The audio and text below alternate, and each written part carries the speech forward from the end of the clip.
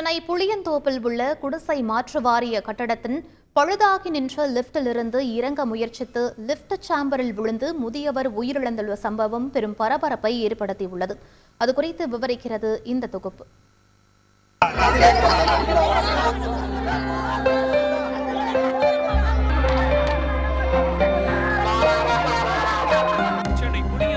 KP park black பகுதியில் குடிசை மாற்று வாரியத்தின் அடுக்குமாடி குடியிருப்பு உள்ளது. இங்கு லிப்ட் சாம்பரில் முதியவர் விழுந்து உயிரிழந்ததாக தகவல் பரவியதால் கேபி பார்க் பிளாக் முழுவதும் பரபரப்பானது.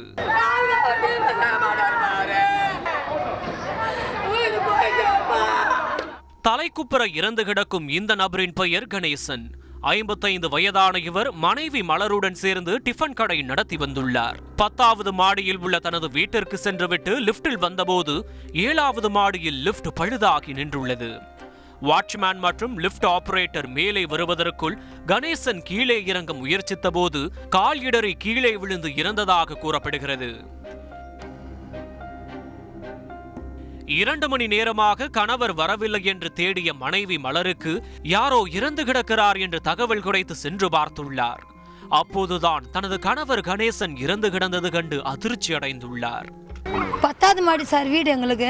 மேலேருந்து கீழே கீழே இறங்கி கடை வேலை ஏற காட்டுறதுக்கு கீழே வந்தார். கீழே வரப்போ இதுமாரி ஊந்துக்கிற 2 ஹவராக ஊந்துக்கிறாங்க. எங்களுக்கு தெரில. நான் எங்கள் வீட்டுக்காரர் வருவார் நான் பார்த்துருந்தா மேலே போய் பார்த்தா வீடு பூட்டு போட்டுக்குது. அதுக்கப்புறம் லிஃப்டாண்ட இருக்கிறவங்க 5 மானுவங்க ஓடி வந்து எங்கிட்ட சொன்னாங்க, உங்கள் வீட்டுக்காரர் எங்கேன்னு கேட்டாங்க. எங்கள் வீட்டுக்காரர் மேலே வீட்டுக்கு தூங்க போனவரும் இன்னும் வரலன்னு. இல்லைம்மா யாரோ ஒருத்தர் ஊந்து காட்டுறாரு, உங்கள் வீட்டுக்காராக வந்து பாருன்னு என்னை இட்டுன்னு போனாங்க சார். போனால் எங்கள் வீட்டுக்காரர் சார் இது. தகவல் அறிந்து சென்ற காவல்துறையினர் உயிரிழந்த கணேசனின் உடலை மீட்டு ஸ்டான்லி அரசு மருத்துவமனைக்கு அனுப்பி வைத்தனர். ஆனால் உடலை பார்க்க அனுமதிக்கவில்லை என்றும் குடித்துவிட்டு கீழே விழுந்து இறந்துவிட்டதாகவும் காவல்துறையினர் கூறுவதாகவும் மனைவி மலர் குற்றம் சாட்டினார். வியாபாரம் பண்ணி கொடுக்குறது அவரு தான். அவர் எப்படி குடிச்சு கீழே விழுவாரு, அதை கேட்டதுக்கு அந்த மாதிரி வார்த்தை அந்த போலீஸ்காரங்க சொல்றாங்க சார். அதே போன்று உறவினர்கள் யாரையும் ஆம்புலன்ஸில் ஏற்றவில்லை என்றும் குடியிருப்பு வாசிகள் குற்றம் சாட்டினர். காவல்துறையினர் என்ன எழுதுவார்கள், எப்படி இறந்தார் என்பது கூட தெரியாது என வேதனை தெரிவித்துள்ளனர். இந்த பிரைவேட் வண்டி தான் சார் வந்தது.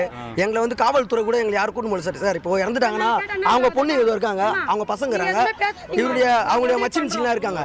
யாரையாவது அவங்க ஆம்புலன்ஸ்ல உட்கார இட்டுன்னு போடல சார். யாரும் இட்டுன்னு போல சார். காவல்துறை என்ன பண்ணுது, இவங்க எல்லாரும் வந்து டிமாண்ட் பண்றாங்க. டிமாண்ட் பண்ணி நீங்க வரக்கூடாது, நாங்கள் பார்த்துக்கிறோம் சொல்லிட்டு அவங்களா போட்டி பண்ணா எழுதி வச்சிருக்காங்க. எப்படியால இறந்தாருன்றது எங்களுக்கு இன்னும் ரிப்போர்ட் வராது சார்.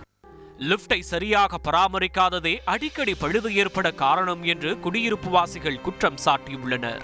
உயிரிழப்பு ஏற்பட்ட பிறகாவது லிப்டுகளை முறையாக பராமரிக்க வேண்டும் என கோரிக்கை விடுத்துள்ளனர். செய்திகளை உடனுக்குடன் தெரிந்து கொள்ள உடனே சப்ஸ்கிரைப் பண்ணுங்க.